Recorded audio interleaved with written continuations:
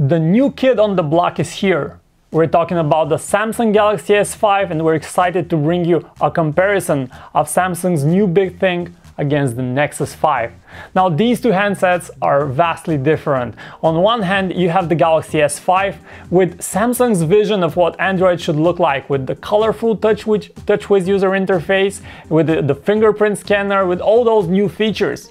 On the other hand, you have the Nexus 5, which is Google's vision of what Android should look like, with its stock Android and with its lean and mean interface. So which one of the two is better and which one should you choose?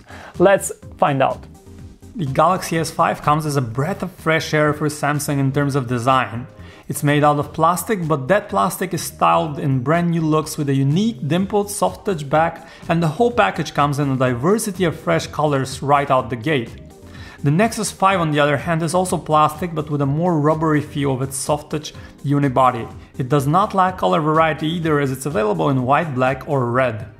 Design is subjective matter, so we won't judge either of these handsets based on their outwards appearance, but what's not subjective is the clearly visible size difference between the two. The Nexus 5 is more compact than the Galaxy S5 in all aspects. It's narrow and shorter, easier to hold.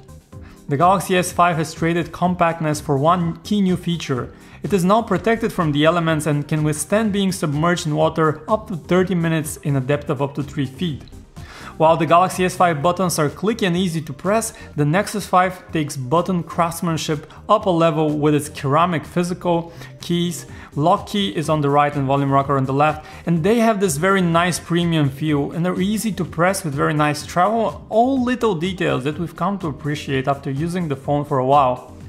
However, the S5 also adds two new elements that are not found on the Nexus 5, a fingerprint scanner and a heart rate monitor. The fingerprint scanner can be used to securely unlock the phone, lock files with the new private mode, and even authorize payments via PayPal. It is a bit more fiddly than the iPhone 5s finger reader. It requires you to swipe from the bottom of the screen and through the home key, but after playing with it for a while you get used to it. The other new feature of the Galaxy S5 is its heart rate monitor. It's the first time we see such a scanner in a smartphone. It requires you to put your finger on it so that it can beam up infrared light and monitor the change in the resulting reflections to come up with a reading of your pulse. Our experience shows that it gets it right, but it requires some patience. You need to be silent and wait for a few seconds to get an accurate reading. The Samsung Galaxy S5 boasts a 5.1-inch display, slightly larger than the 5-inch screen of the Nexus 5. Both are high-res panels though, with a resolution of 1080 by 920 pixels. The similarities between the two displays, however, end here. The two use vastly different underlying technology.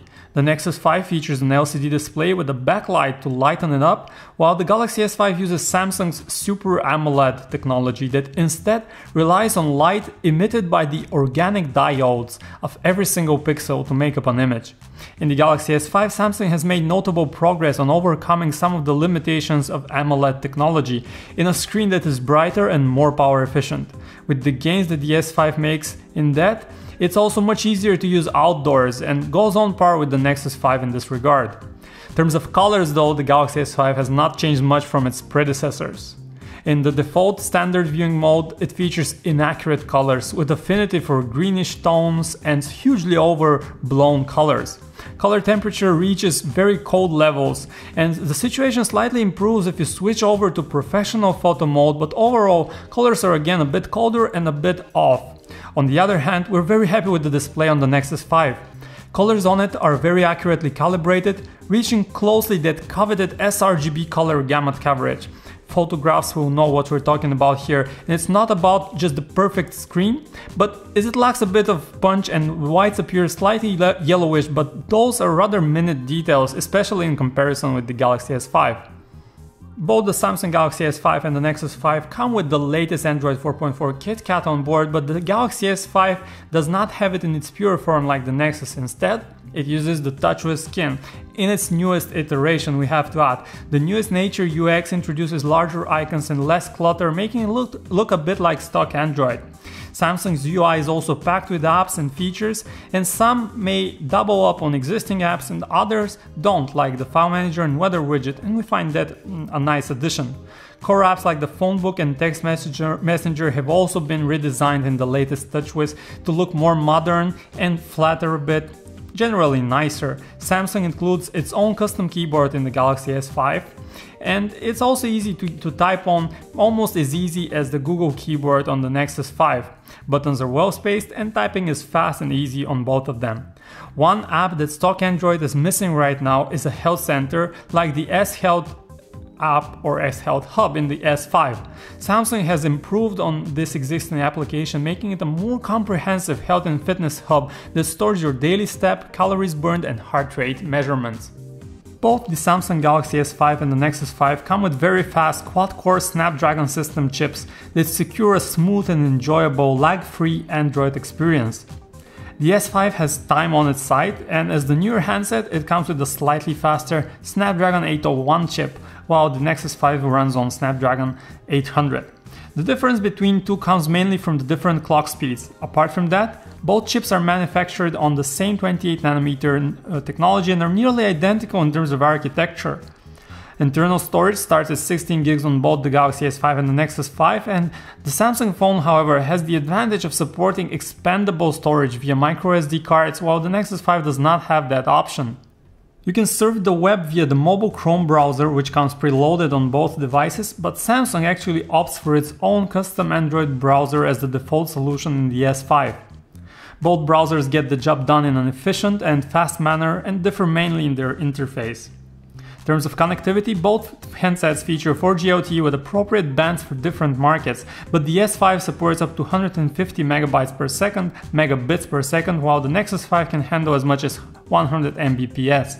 Additionally, connectivity options include dual-channel Wi-Fi, Bluetooth 4.0, GPS and NFC. The S5 also has an infrared beamer that the Nexus 5 does not have. This allows you to use the handset as an infrared controller, remote control for TV and other electronics.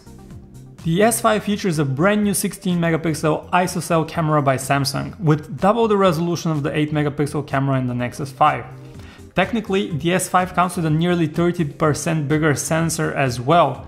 Moreover, Samsung is also using face detection pixels for extremely fast autofocusing on the S5. The camera app on Samsung's device retains the myriad of manual settings and shooting modes that Samsung is known for, but it's also been refashioned with a more user-friendly interface with easily accessible buttons. The actual images from the 16-megapixel S5 turn out rich in detail with vivid colors and great dynamics. We're happy with how well the S5 exposes photographs, and striving for the ideal, we'd just say that colors are a tad bit oversaturated, but not as much as to make images look unreal.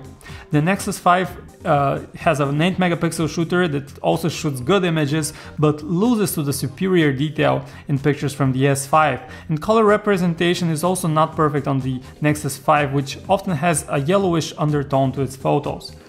In terms of video, the S5 has added 4K video recording support, while the Nexus 5 can only record 1080p video. This higher pixel count shows finer detail and textures, which is nice if you have a 4K monitor. Video recording quality in an equal comparison of 1080p 30 frames per second footage shows that both devices record smooth, but colors on the Nexus 5 are a bit yellowish, whereas the Galaxy S5 recordings appear closer to reality. There is a slight oversaturation in the S5 videos, just as on the image stills, but again, it's not to the point that would make recordings look unreal. It's also important to note that the Nexus 5 features optical image stabilization, which gets rid of a lot of the jittery movements and handshake when you record video on the go. Samsung only uses electronic video stabilization, which cannot achieve such high level of stability. The S5 sports a 2-megapixel front-facing camera that does a very decent job with capturing selfies or in video chats, and the same unfortunately cannot be said about the Nexus 5.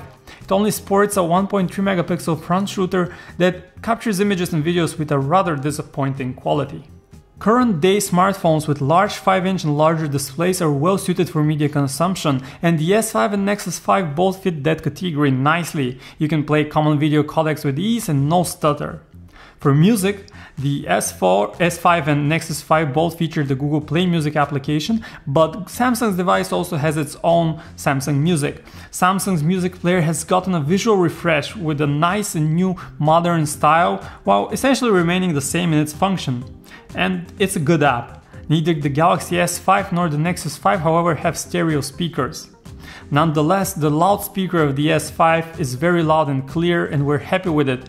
The Nexus 5 is a bit quieter and not so clear, but we still think it's a decent speaker. Speaking about call quality in the Galaxy S5, we have to mention that on our end of the line voices are transmitted loud enough, but the sound itself is a bit muffled and lacks in quality. Our callers, on the other hand, reporting hearing our voice loudly, but there was a slight hiss to the sound. The Nexus 5 yields comparable results with its own different advantages and disadvantages. The issue with Google's handset is that volume in the earpiece is lacking and you have to press the phone tightly against your ear to hear better. Moreover, voices have a bit of a flat tone, and overall both devices seem just above average. The Galaxy S5 sports a 2800 mAh battery, while the juicer on the Nexus 5 has a 2300 mAh capacity. Battery is often said to be a weak spot for the Nexus 5, as the device barely makes it through a workday and ranks towards the bottom of our battery rankings. The Galaxy S5, in contrast, fares much better, as it will easily withstand a full day of intense use, and under scarcer usage you might even have to recharge it once every 2 days. The battery in the S5 is also user removable. All it takes is to peel off the back cover to access the battery department. That's one feature that the Nexus 5 does not have, as its battery is actually sealed. On the flip side of things, Google's Nexus 5 features wireless charging out of the box via the Qi standard, and that's a convenience that the Galaxy S5 does not have. You need to have a separate case in order for the S5 to support wireless charging. In conclusion, we ought to say that these two are some high-end devices with top-notch performance, fast and with great cameras, great features all around. However, the Galaxy S5 is unsurprisingly better in almost every aspect. It has the better camera, the slightly faster processor, it has a hugely improved screen, although maybe it's just a notch below traditional LCD displays like the one in the Nexus 5. So all in all, very solid, continuous gradual upgrade. The Nexus 5 on the other hand has price on its side. It's priced at nearly half what the Galaxy S5 costs, and if you're a budget conscious buyer, that's hugely important, of course.